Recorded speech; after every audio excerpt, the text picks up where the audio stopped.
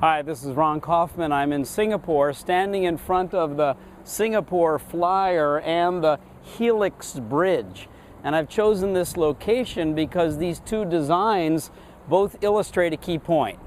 What goes around does tend to come around. What you send out does indeed come back. The same is true in the topic area of customer service. You see, there are actually two parts of customer service. One is the service provider. This is the person taking action to create value for someone else, and they should do a good job. But the other critical element is the customer. And the way a customer is in a service interaction can also have an enormous impact on the quality of the service experience that the customer gets to enjoy. Why?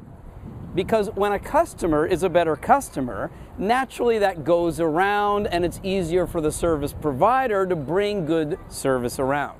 So what is it that a customer can do to get better customer service? Well, let's start by understanding that the person who is your service provider is another bona fide human being. They also have feelings like you. So be appreciative, be polite.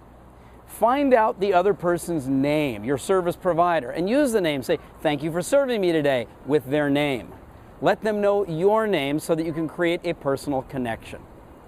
If the person serving you has a script or a sequence or information that they need from you, you could also start by saying, "I have everything I need ready here. Why don't you tell me the best way it is to give this to you?" So you make it easier for your service provider to provide a good service experience. What goes around comes around.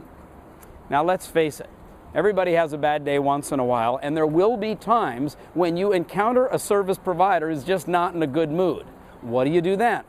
Well, you have two choices. As the customer, you could go off in a huff and go, that wasn't a very good service provider. Or you can recognize that there's two sides to customer service, and you could be a better customer. You could be the one that reaches out to that service provider and says, "Well, I can see you're having a tough day." Happens to all of us. Just want to let you know, I really appreciate you taking the time to take care of me. And then at the end of that interaction, to close the loop and let them know again that they did a good job, well, your good service to your service provider could not only help you enjoy a better service experience, but what goes around comes around, and you will put that service provider in the mood, in condition to give better service to the next person who comes along. We never know in life, when your service provider or when your customer, whether you're the first person or the next person coming along.